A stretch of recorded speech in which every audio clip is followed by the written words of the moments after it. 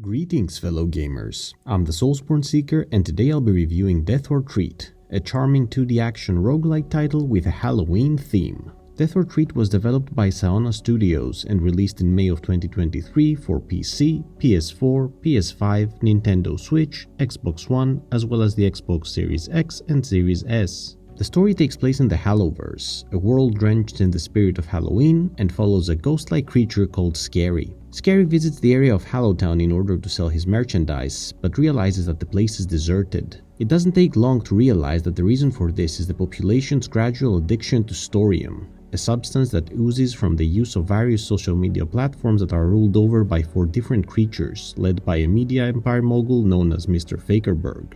Angered, Scary decides to take matters into his own hands and fight his way through mindless legions of enemies in order to bring down the system and free the population from its clutches. As you can probably understand, the tale Death or Treat is trying to convey is very much meta, with all the different biomes you will explore, social platforms you will see, and even the names of the enemies being clear stand-ins for our own well-known social applications of TikTok, Snapchat, YouTube, and Facebook, among others. There's really not much depth in terms of the plot, but it is functional for what it wants to do, which is take you through some darkly comedic areas for you to beat your foes to a pulp.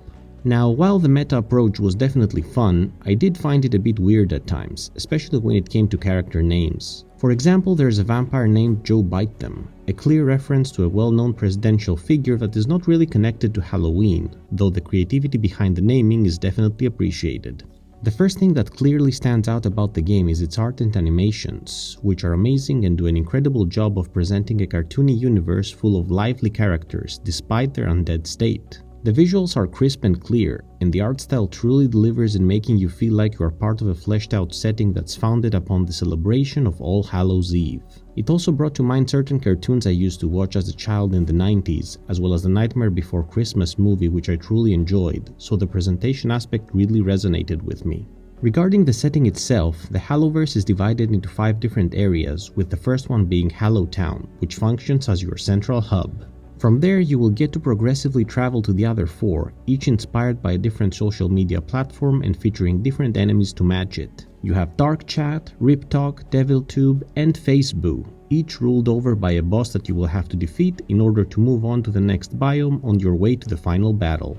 I really enjoyed the fact that each stage had its own Easter eggs hidden in the background in the form of funny messages or references to additional platforms like Deathflix, though I did think that many of them would have benefited by a richer color palette, since most of the time things felt too monochrome for my tastes, even though the art was phenomenal. Gameplay-wise, as mentioned previously, Death or Treat is a roguelite at its core, which means it utilizes runs that you undertake on your way to reach the end, with each death bringing you back to the beginning for you to try things once more. The title places a focus on combat, which is really the main aspect of gameplay you engage in, with some minor exploration elements that can lead to some small boosts in currency, but not much else. Fighting and exploration mainly yield candy, which is the game's main currency, as well as materials, all of which you're going to need in order to upgrade your hub world and start gaining access to various different upgrades that will make your runs easier. A nice touch is that the game does not punish you brutally for dying, allowing you to bring back to base a significant degree of currency after you perish, which you can use to improve various aspects of your experience. Hallowtown features different shops which, once unlocked, allow you to upgrade your health and special abilities, craft rare material, as well as forge powerful weapons and become more efficient in combat. One thing to mention here is that, while the option for upgrade is always good to have, a lot of them end up being very expensive to purchase for very little gain in return, which makes the effort to unlock them an exercise in time wasting unless you're a completionist. Speaking about combat, Death or Treat is entertaining when it comes to its fighting, but also very basic. You mainly have one 3-hit combo to utilize which, depending on the weapon you are using, can yield different results. There's a good variety of armaments for you to create, which can differentiate combat a bit from one weapon to the next, but things remain largely formulaic on a fundamental level. Aside from your arsenal, you are also able to choose one of 3 special abilities at the start of each run, which can be lifesavers if used appropriately. Though I found myself utilizing them less and less as I gained access to more powerful weapons, which had me 1 or 2 hitting most of the basic mobs easily. Throughout your runs, you will also come across a merchant once per biome, who will sell you potions with unpredictable effects that can be both positive and negative, effectively introducing an interesting RNG element into the mix. Unfortunately, while combat can be fast-paced and fun, The controls can feel a bit clunky, floaty, and jarring at times, which can lead to you getting hit out of nowhere. For example, I frequently found myself aiming and shooting away from the enemies even though I was sure I had tilted my analog stick in the right direction. I also had issues with the jump mechanic, which at specific platforming segments did not work due to a floaty bug I was able to identify as the cause of the issue.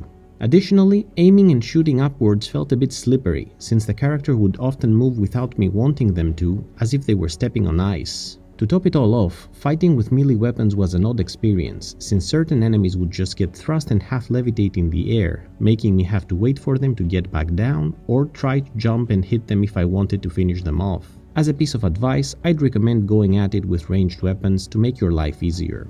Staying on the subject of enemies, the bosses in the game were okay, though nothing to write home about.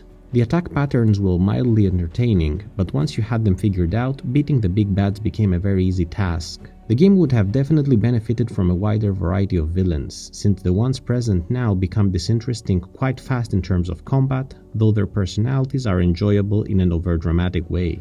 Now, having talked about the above issues, the biggest disappointment for me was the actual gameplay loop.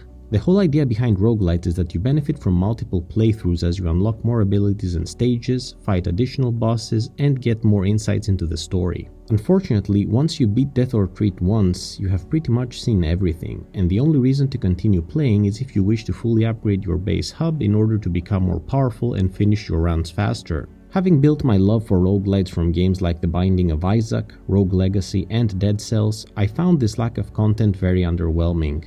It took me about 4.5 hours to complete the game all the way to the final boss, during which time I did mostly have fun, but after that I was given very limited incentive to go on. I also need to mention that during my playthrough I came across some additional problems like frame rate drops when gathering large amounts of currency, issues with the text not being readable, as well as a recurring problem where certain text options still had the placeholder words on them instead of what the option should actually say. Granted, my playthrough was on the PS5, but I have heard of similar issues on PC as well.